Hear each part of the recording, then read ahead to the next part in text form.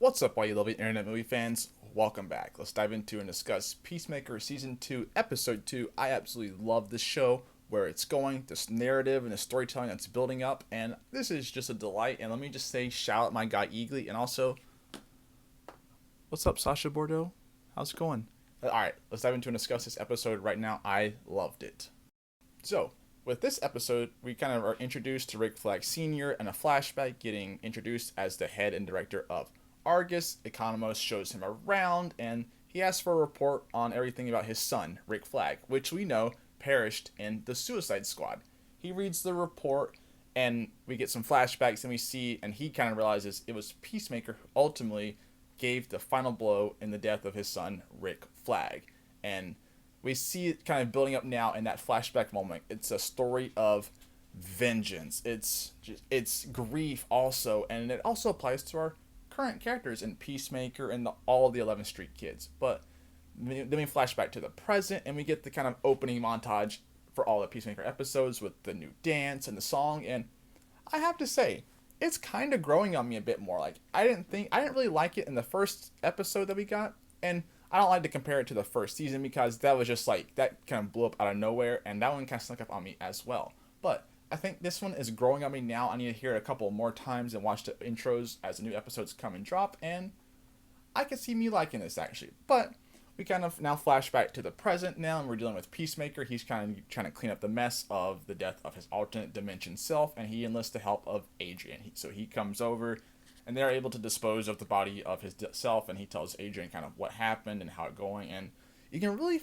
feel that Peacemaker is dealing with this, like, first of all, the cost of killing the alternate dimension self, but knowing what he has on the other side. And like I mentioned prior in my first video for the episode 1, it's the story of, is the grass greener? And you can definitely see that Peacemaker is trying to, more and more, that's creeping into his head. And as we go through this dive in now, we will kind of see by the episode end that it's really there and ever present. But what I love about this show also is the characters, the storytelling, the narrative direction it's going. We understand the motive of all our characters. They all want that sense of belonging and family, love and admiration, affection. And it's ever present in our two main characters with Peacemaker and Harcourt. And Peacemaker gives her an olive branch. He always wants that sense of affection and love from Harcourt, that we know they've had a moment, but we haven't got to really the background and in-depth of what that actually was. But she stays closed off per usual, and really is what in tone with her character. And I think as we go on, we'll explore more of that why, and I think she might open up. We shall see, as she kind of like lets Chris kind of in more, but I don't know, we shall see kind of where that goes. But as the story unfolds, we're introduced to a new agent at Argus, Flurry, and he kind of works with Economos and monitoring Peacemaker's house. And Flurry is, for instance, kind of an imbecile from what I've gathered and everything that we've seen so far. And he also tells us that he has bird blindness, which there's a very funny Instagram clip of them kind of explaining that with James Gunn and the whole cast. But Flurry has bird blindness, and that comes into present later on when the team breaches his house, which I will dive into later because it's just so funny. But that unfolds. Peacemaker is planning to meet up with Economos, Adrian, Harcourt, Adebayo. They're all planning to get together that night. The 11th Street kids back together. And as they're getting together, that's when Flurry and his team is going to infiltrate Peacemaker's house and try and see what that anomaly is that keeps pinging an energy reading. They go in, and the reader goes up to where his bedroom is, and it's basically showing, yes, where the quantum unfolding chamber is located. That's the energy reading. They don't understand what it is or what kind of energy that is. But as they're about to open the door, in comes fucking Eagly, and he is a menace. He's just wreaking havoc on all of these agents. He's pecking, he's scratching, he's like a missile, just BAM! Coming into you. Like, it's a very, very funny scene, and you're like, hell yeah, Eagly, I love this. And of course, Flurry can't take a shot at Eagly because he's like, I don't know how big my target is because of the bird blindness. An absolute absurd just scene. It's so funny and well delivered by the actor. I love his delivery overall. But Eagly just rips through these people. It bleeds out into the yard and everything, and they're kind of going back and forth. Eagly is just like coming out of nowhere, just like taking these people out, like really giving them some pretty bad injuries. At one point, he rips out one of the soldiers' eyes in a very, very cool shot that I absolutely loved. So as Flurry is going to help one of the Argus agents that is down, she's like, look out. And Flurry looks up, and and like a speeding missile comes Eagly, and then just goes to black for a second. Flurry wakes up from his injuries. He's like, we gotta get out of here, and delivers the best line of the season so far. He goes, I just got attacked by a fucking duck. That line killed me. I burst out laughing. Oh my god.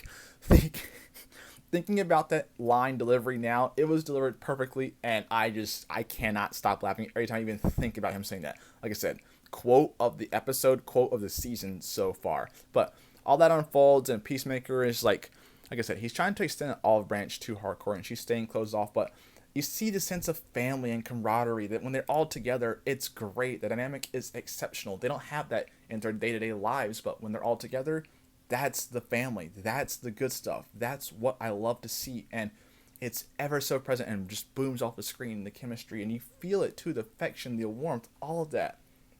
But it concludes, Peacemaker heads back to his house, sees like the carnage there, and he's like, Eagly, what happened? What did you get into? And Eagly's like, hey, like, comes and comfort him, and Peacemaker picks up the phone of his alternate dimension self, looks at it, he texts the Harcourt from that phone, his old self, and the alternate dimension Harcourt, hey, not delivered. So, he goes into the quantum unfolding chamber, goes back to that dimension, now it delivers, and he gets a response back from that dimension's Harcourt saying, hey, with a broken heart emoji. And it kind of just cuts to black. That's the end of the episode. You feel it. I love this. This is what Peacemaker is all about. That affection, that love, the camaraderie, just like the people going through grief and heartbreak and trauma, but also looking for a sense of belonging. It's so present, and I love this episode so far. I love what they're building to, and just what's to come, I can kind of tell a little bit, but I'm very intrigued, especially by the last 3 episodes that we've heard are absolutely bonkers. But you definitely can see Peacemaker is looking towards, is the grass greener in this alternate dimension? This is a place where I can kind of be the best version of myself, of what I want to be, the person that I want to be, the person that I think that I am, a hero who gets the love and admiration from his family and his dad and his brother, who are both alive in this alternate dimension. People love him over there. But he also has that family in his current home dimension with the 11th Street kids and all of them, and they're a family when they're together. So I'm intrigued by that dynamic too, especially with him and Harcourt being mirrored, and then of course like the grief and vengeance that Rick Flag Sr. is going through. So I think this episode sets up very much importantly of where the story is going. I love it. I can't wait to see where we head it. Also, like I said, what's up, Sasha Bordeaux? Hey. Anyways, I'm just kidding, Shelby. But like I said, what an episode. I'm looking forward to next week's episode. If you haven't watched Peacemaker, be sure to watch episode 2 now. If you haven't watched the first episode of this new season, watch that. Watch the first season. Come back, watch the first 2 episodes. Watch my videos. I love you all. I'll see you guys next time here next week. Peace.